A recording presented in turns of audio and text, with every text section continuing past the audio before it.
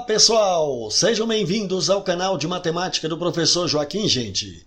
Moçada, dessa vez a sugestão do tema partiu do irmão do inscrito Fernandes, que apresentou a seguinte proposta para a gente: fazer uma breve análise da evolução dos conjuntos numéricos para que a gente possa compreender bem o conjunto dos números irracionais. O escritor Richard Bach disse que aprender é descobrir aquilo que você já sabe. Fazer é demonstrar o que você já sabe. Ensinar é lembrar aos outros que eles sabem tanto quanto você. Portanto, meus queridos, eu vou lembrá-los daquilo que vocês já sabem sobre os números. Bora lá?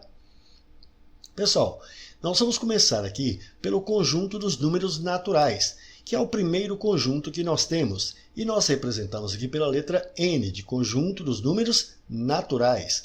Dentro desse conjunto dos números naturais, nós temos os seguintes elementos: o 0, o 1, o 2, o 3, o 4, o 5, infinitamente. Então aqui nós temos infinitos números. E dentro desse conjunto dos números naturais, nós temos várias operações que são possíveis. Por exemplo, eu tenho a operação de adição. Eu posso efetuar 14 mais 37, que eu vou encontrar o resultado 51. Perceba que 14 é um número natural, 37 também é natural. E a resposta que a gente encontra, 51, também é o número que vai estar aqui dentro do conjunto dos números naturais. Na multiplicação, eu também posso fazer isso. Perceba, 10 é um número natural, 6 é natural. 10 vezes 6, 60, que também é um número natural. Veja que na subtração, se eu fizer 37 menos 14, eu vou encontrar 23. 37 é natural. 14 é natural, e o resultado 23 também é natural. Contudo, se eu fizer 14 menos 37, observe, dessa vez nós não temos uma solução aqui dentro desse conjunto dos números naturais. Então, como não foi possível efetuar esta operação aqui no conjunto dos números naturais, foi necessário a gente ampliar esse conjunto. E aí nós chegamos ao conjunto dos números inteiros. E o conjunto dos números inteiros é representado pela letra Z. Você perguntou assim, mas por que pela letra Z? Por que não pode ser pela letra I de inteiros?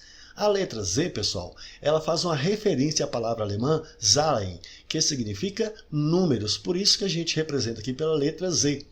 E o conjunto dos números inteiros é formado pelos elementos de infinito aqui, ó, menos 4, menos 3, menos 2, menos 1, 0, 1, 2, 3, 4, infinito.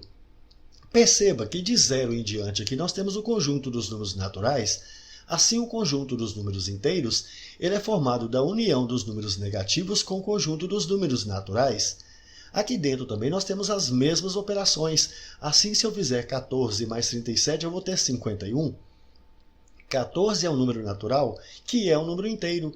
37 também é natural e é inteiro. E a resposta 51 é natural e é inteiro. Da mesma forma que na multiplicação, 10, 6 e 60 são naturais e são inteiros.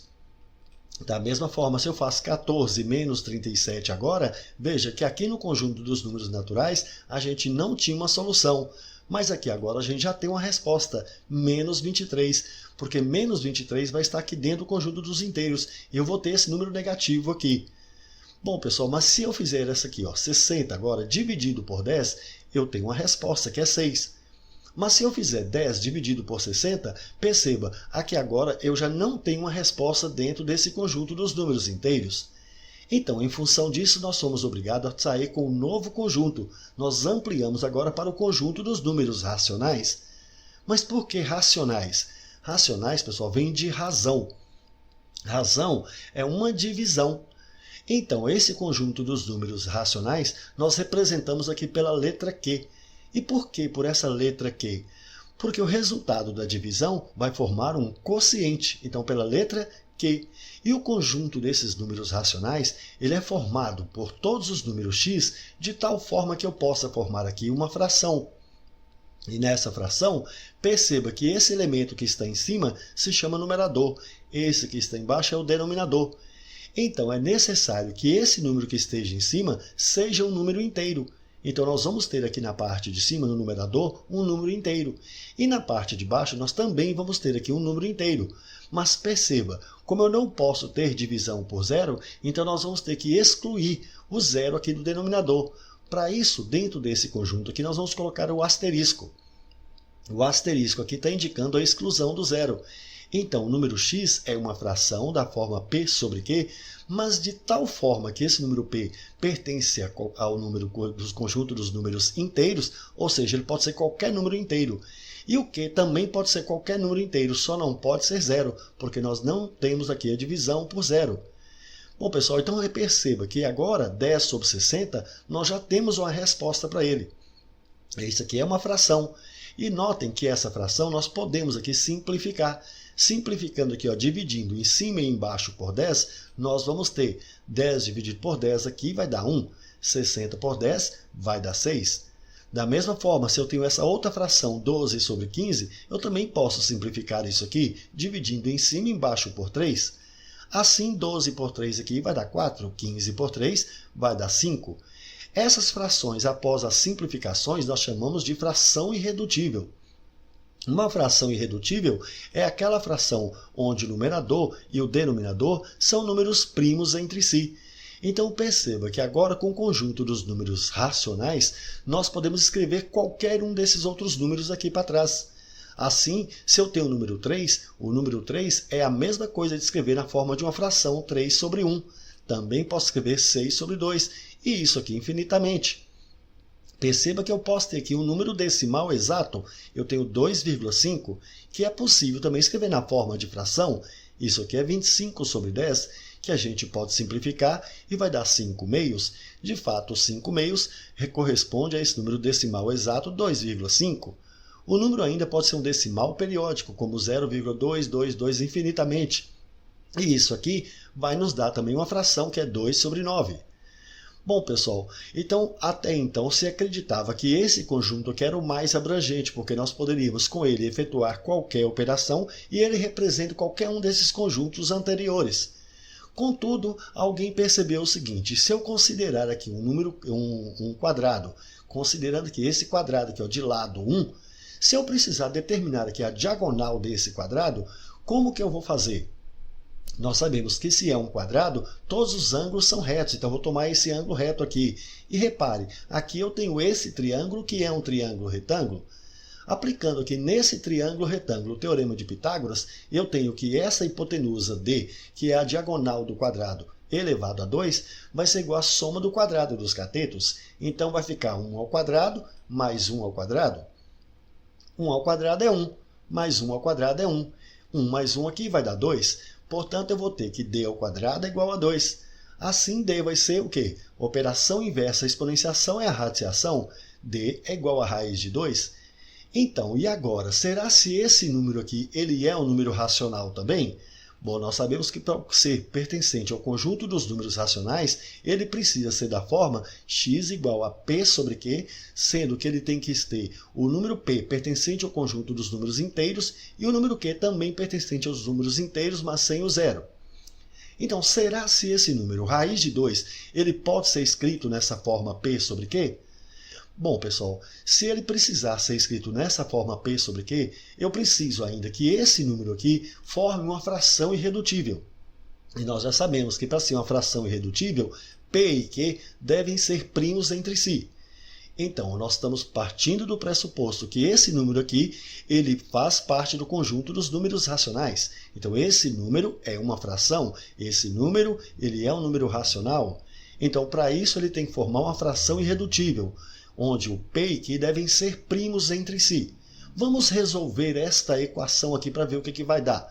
Eu vou pegar os dois membros aqui e vou elevar ao quadrado. Então, elevando esse primeiro que é ao quadrado, eu vou ter raiz de 2 ao quadrado. E esse aqui também eu vou elevar ao quadrado para não alterar. Elevando a raiz de 2 ao quadrado, eu posso simplificar aqui. E nós vamos ter aqui 2. E aqui vai ser traço de fração, eu vou elevar cada um aqui ao quadrado. P ao quadrado e embaixo Q ao quadrado.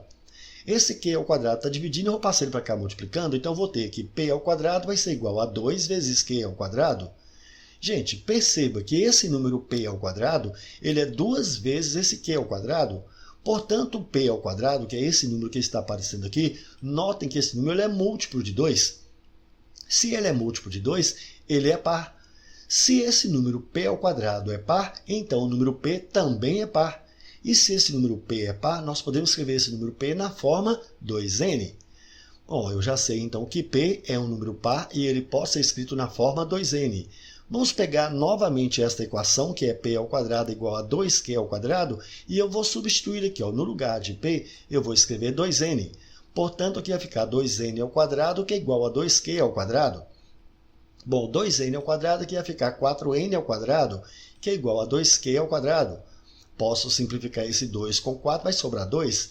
Assim, nós vamos ter que Q ao quadrado é igual a 2n ao quadrado. Notem que esse número Q ao quadrado é igual a 2 vezes n ao quadrado. Portanto, esse número Q ao quadrado, ele é múltiplo de 2. Se ele é múltiplo de 2, ele também é par. Se Q ao quadrado é um número par, Q também vai ser um número par. Portanto, esse número Q ele vai ser da forma 2m. E a gente precisava provar que a raiz de 2 pode ser escrito na forma P sobre Q como fração irredutível. Ou seja, P e Q devem ser números primos entre si. Não pode ter divisão, eu não posso dividir aqui por um número qualquer. Então, mas só que isso aqui, pessoal, veja bem, P nós conseguimos provar que é um número par e Q também nós provamos que é um número par. Ora, se esse número é par, então ele é divisível por 2. Se esse denominador também é par, ele é divisível por 2. Então, perceba, P e Q aqui são divisíveis por 2. Logo, P e Q eles não são primos entre si. Chegamos, portanto, a uma incongruência. Nós estamos aqui afirmamos, em princípio, que a fração era irredutível e que P e Q eram primos entre si. E chegamos aqui ao resultado onde eles não são primos entre si. Portanto, nós chegamos a uma situação que é uma contradição. Assim, nós podemos dizer que o número raiz de 2 ele não pertence ao conjunto dos números racionais. Ora, se ele não pertence ao conjunto dos números racionais, ele vai pertencer a qual conjunto? Então, nós somos obrigados a criar um novo conjunto que nós vamos chamar aqui de conjunto dos números irracionais, que são todos os números que não podem ser escritos na forma de fração. E nós vamos representar esse conjunto por Q', ou às vezes você pode encontrar também como I. Esse conjunto, pessoal, vai ser formado de números que a gente não consegue escrever na forma de uma fração. Por exemplo, a raiz de 2 que nós colocamos aqui e todos os outros que vierem antes dele. A raiz de 3 também, a raiz de 5, etc. O número π, o número e, etc. Todos esses números aqui. Quando a gente faz aqui, pessoal, a união do conjunto dos racionais com esse conjunto dos números irracionais, nós montamos aqui o último conjunto, que é o conjunto mais abrangente, conjunto dos números reais, que a gente vai representar aqui por R. Dessa forma, o menor conjunto que nós temos, então, foi o conjunto dos números naturais. Esse conjunto foi ampliado para o conjunto dos inteiros, que, por sua vez, foi ampliado para o conjunto dos racionais. E nós chegamos a esse conjunto agora, que foi o conjunto dos números irracionais. A união de todos eles vai formar esse conjunto dos números reais. Beleza, gente? Show de bola, bem interessante, não foi? É isso aí, pessoal. Gostaram? Então deixe um like, compartilhe e comente, porque dessa forma poderemos continuar ajudando muitas outras pessoas que gostam e que também precisam estudar matemática, beleza? Valeu, gente, um abraço e até o próximo vídeo. Tchau, pessoal!